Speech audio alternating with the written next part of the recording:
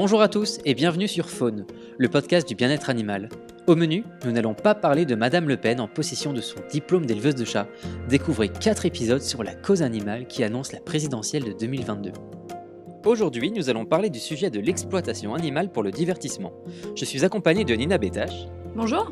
Qui nous expliquera pourquoi les candidats à la présidentielle doivent à tout prix prendre en compte ce sujet. Je vous parlerai d'une association qui sensibilise les candidats à la cause animale par le biais d'une vidéo choc.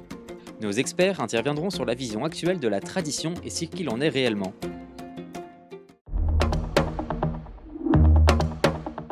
Ce mois-ci, la majorité présidentielle a voté une loi pour interdire la vente de chiens et chats en animalerie d'ici 2024 et mettre fin progressivement à la présence d'animaux sauvages dans les cirques, parcs aquatiques et autres lieux de divertissement.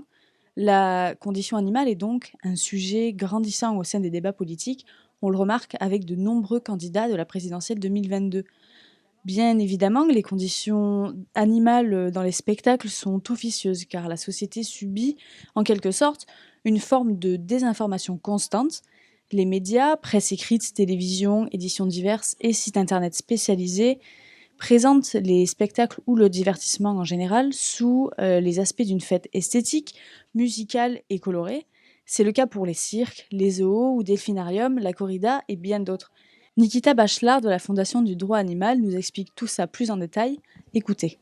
C'est un sujet qui a pas mal progressé récemment en France, donc on s'en réjouit évidemment. Maintenant, il faut que cette loi soit mise en œuvre pour qu'il n'y ait plus d'animaux sauvages à terme dans les cirques, pour que les dauphins puissent être retirés des bassins mais recevoir des conditions de vie qui soient favorables à leur bien-être. Et ça demande un suivi et ça demande des fonds et donc ça demande un engagement de la part des candidats à l'élection. L'interdiction de la corrida et des combats de coqs.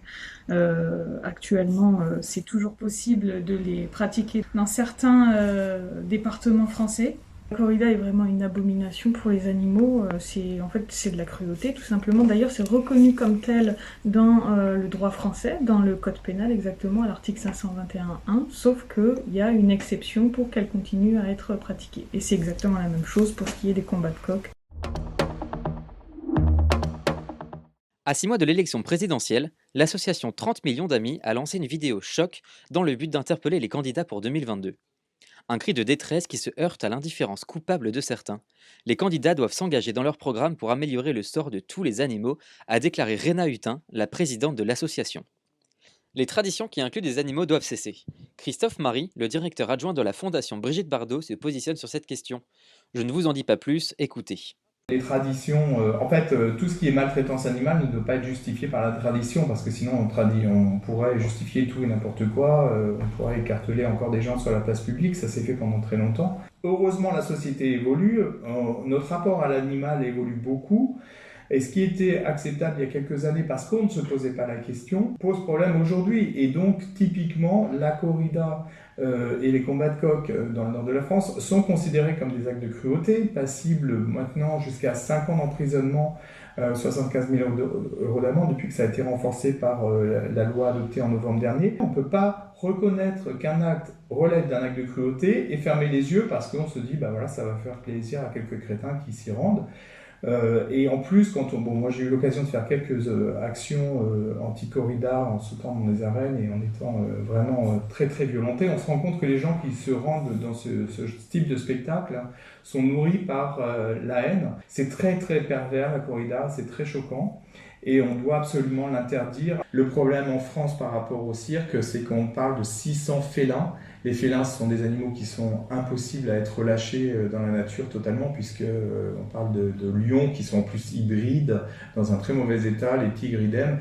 On peut pas, dès lors qu'il y a un rôle de prédation, en fait, tous ces animaux-là ne peuvent pas être relâchés parce qu'ils ne retrouvent pas leur espace dans la nature. La souffrance animale est aussi au centre de cérémonies traditionnelles. Les combats de coqs et la corrida sont très questionnés et contestés par des organisations et partis politiques. On vous laisse écouter Laure Gizy, cofondatrice du Parti animaliste, sur ce sujet. La tradition ne devrait pas être un argument, sachant que le bien-être animal devrait aller au-delà et être plus important que la tradition. Donc c'est vrai que c'est un argument qui, moi, me fait un petit peu peur. Et en plus de ça, qui est souvent difficile à contrer, puisque c'est pas un argument scientifique.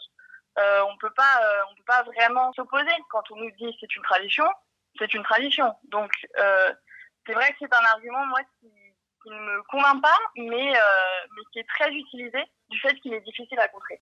Des interventions intéressantes qui nous ouvrent les yeux en tout cas. Merci à eux. Les lois avancent, doucement certes, mais les temps changent.